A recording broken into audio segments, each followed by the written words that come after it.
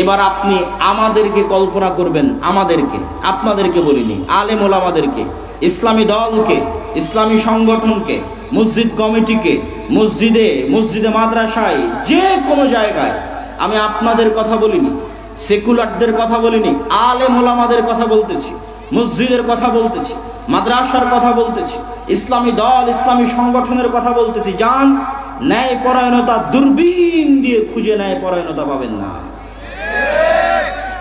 সালাত আছে, সিয়াম আছে, হজ আছে, যাকাত আছে, কিন্তু সবাই জালেম।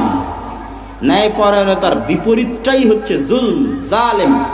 হয় আমি আমার স্ত্রীর উপর জালেম, না হয় আমার স্ত্রী আমার উপর জালেম, হয় আমি আমার বোনের উপর জালেম।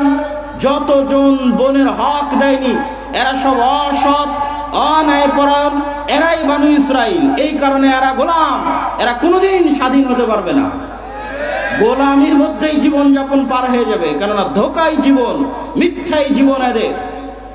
এরা হচ্ছে হয় আমি আমার স্ত্রীর উপর জালেম, না হয় বোনের উপর জালেম, না হয় পাড়া প্রতিবেশীর উপর জালেম, না হয় নিজ ভাইয়ের উপর জালেম, না হয় অধস্তন কর্মকর্তা কর্মচারীর উপর জালেম, না হয় ঊর্ধ্বতন কর্মকর্তা কর্মচারীকে ধোকা দিয়ে জালেম। পুরো মুসলিম উম্মাহ চোখ দিয়ে দেখলে আপনি হতবাক হয়ে যাবেন। সবাই সালাত আদায় করতেছে, মসজিদে যাচ্ছে, সিয়াম আছে, হজ করতেছে, কিন্তু আমি কোনোদিন বাংলাদেশে নির্বাচনের সময় থাকার সুযোগ হয়নি, সবসময় বিদেশে পড়াশোনার কারণে। এবার থাকার সুযোগ হয়েছিল। কত মানুষকে দেখলাম আসে গল্প করতেছে যে সব দলের কাছ থেকে, সব এমপি মন্ত্রীর কাছ থেকে তারা টাকা নিয়েছে এই ওয়াদা দিয়ে যে তাকে ভোট দিবে। আর কত পাতি নেতা, বড় নেতার কাছ থেকে টাকা নিয়েছে যে এত ভোট তাকে নিয়ে দিবে। কিন্তু সবাই মিথ্যুক, সবাই ধোঁকাবাজ। অথচ ওরা সবাই সালাত আদায় করতে যাচ্ছে, ওরা সবাই আবার মসজিদে এসে দান করতেছে, ওরা সবাই আবার ইসলামী সম্মেলন, ইসলামী জালসাতে অতিথি হিসেবে এসে দান করতেছে। তাহলে পুরো ধোঁকাবাজির নিজাম, মিথ্যার নিজাম, শঠতা মুনাফিকের নিজাম, এর মধ্যে বসবাস করে কেমনে আপনি কল্পনা করতে পারেন যে মুসলমানেরা স্বাধীন হবে, মুসলমানেরা গোলামি থেকে মুক্তি পাবে? ফ্রান্সের রাজধানী, ফ্রান্সের আইফেল টাওয়ারের রাজধানীতে অবস্থিত আইফেল টাওয়ারের পাশে রাত 12টার সময় যতজন বিড়িখোর আছে, জুয়াখোর আছে, মদখোর আছে, সবগুলো মুসলমান। আপনি ভারতের যে কোনো জেলা যেখানে মুসলমানের সংখ্যা বেশি আছে, আমি যখন ভারতে ছিলাম তখনকার কথা অনুযায়ী এখন পরিবর্তন হতেও পারে, সেই আদালতে গিয়ে দেখবেন চুরির মামলা, ডাকাতির মামলা, মদের মামলা, জুয়ার মামলা, সবচেয়ে বেশি মামলা 80%, 70% মামলা মুসলমানের নামে। মিথ্যা মামলা নয়, সত্য মামলা। এই জন্য আমি বলেছি যে আমরা হচ্ছি এই যুগের বানু ইসরাইল। এখন আগের প্রশ্নে দ্বিতীয় প্রশ্নে চলে যায় যে যেই বানু ইসরাইলদের ঘটনা শোনালাম, এরা তো নবীর সন্তান।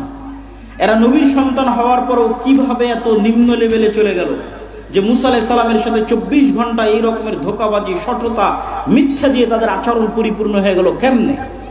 এটার উত্তর হচ্ছে আমার ছোট্ট গবেষণা, আমার ছোট্ট চিন্তা ভাবনায় আমি যেটা বুঝেছি, মুসলমানদেরকে দেখে বুঝেছি, তাদেরকে দেখে নয়। আজকের যুগের মুসলমানদেরকে দেখে আমি বুঝেছি মূলত কারণ হচ্ছে এই বানু ইসরাইলেরা ইউসুফ আলাইহিস সালামের মৃত্যুর পর, আমি বলেছিলাম যে ইউসুফ আলাইহিস সালামের মৃত্যুর 300, 350, 400 বছর পর মুসা আলাইহিস সালাম এসেছে।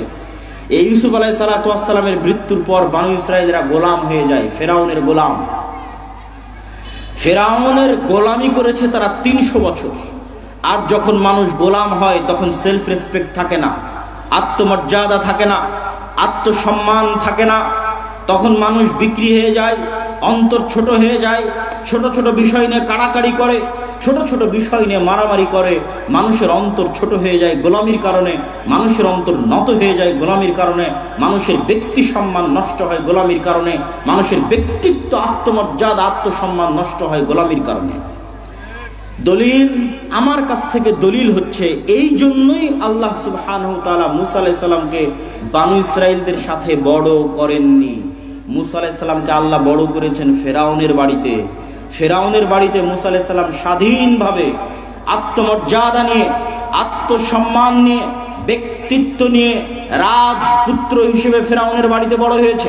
ফেরাউনের বাড়িতে বড় হওয়ার কারণেই মুসা আলাইহিস সালাতু ওয়াস সালাম যখন বাড়ি থেকে বের হয়ে দেখছেন 25-30 বছর বয়স যে একজন ফেরাউনের লোক একজন বানু ইসরাইলের লোকের উপর অত্যাচার করতেছে, তখন মুসা আলাইহিস সালাম এক থাপ্পড়ে ফেরাউনের লোককে মেরে ফেলে দিয়েছেন। এই থাপ্পড় দেওয়ার জাজবা কোনো গোলামের থাকতে পারে না।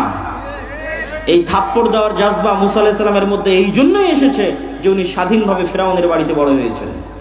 আল্লাহ সুবহানাহু ওয়া তাআলা এই জন্যই ওনাকে বানু ইসরাইলের সাথে বড় করেনি, কিন্তু উনি তো স্বাধীনভাবে আত্মমর্যাদা নিয়ে বড় হলেন, কিন্তু যাদের উনি নবী এরা তো 300 বছর থেকে গোলাম। এই জন্য কথায় কথায় এদের আচরণ দেখেন, নবীকে বলতেছে তোমার আল্লাহকে না দেখলে ঈমান আনবো না, নবীকে বলতেছে এক খাবার প্রতিদিন ভালো লাগে না, নবীকে বলতেছে তুমি যাবার তোমার আল্লাহ গিয়ে যুদ্ধ করো, তারপরে জয় হলে আমরা আসবো। এই ধরনের কথা একজন নবীর সাথে কেমনে যায়? নবী ব্যক্তিত্ব, আত্মমর্যাদা, আত্মসম্মান, সত্যবাদিতা, আমানতদারিতা, ন্যায়পরায়ণতার বৈশিষ্ট্যে বড় হয়েছে, আর এরা গোলামির জীবনযাপন করেছে। এই জন্য এদেরকে উনি চালাতে পারেননি। আমরা মুসলমানেরা আমাদেরও স্বভাব এতটা নিকৃষ্ট, এতটা খারাপ, এতটা জঘন্য ছিল না, কিন্তু দীর্ঘ 200, 250, 300 বছরের ব্রিটিশদের গোলামি আমাদেরকে মিথ্যুক, দুর্নীতিবাজ, ধোঁকাবাজ, ফাঁকিবাজ বানিয়ে ছেড়েছে। আমাদের রক্তের মধ্যে মিথ্যা, ধোঁকা, দুর্নীতি এবং ফাঁকি ঢুকে গেছে গোলামি করতে করতে।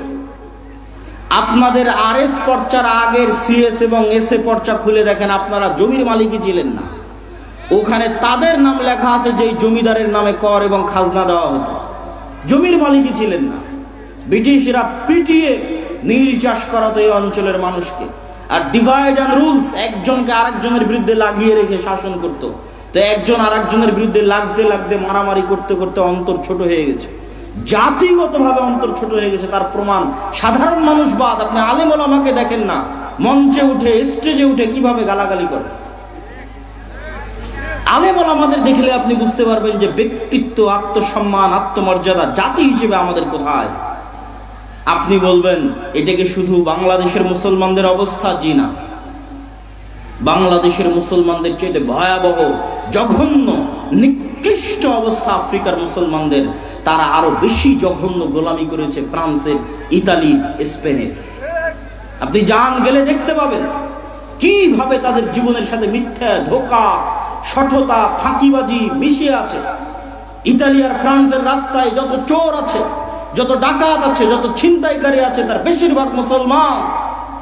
আল্লাহর কসম, তার বেশিরভাগ মুসলমান। কেন? ওদেরকে ফ্রান্স, ইতালি, স্পেন এমন ভাবে ওদেরকে শাসন করেছে, এমন ভাবে ওদেরকে গোলাম বানিয়ে রেখেছে যে ওদের স্বাভাবিক জন্মগত চরিত্র ধ্বংস হয়ে গেছে। আর আমরা যে আজকের যুগের বানু ইসরাইল, তার প্রমাণ, তার আর একটা প্রমাণ দিয়ে আমার বক্তব্য সামনের দিকে এগিয়ে যায়।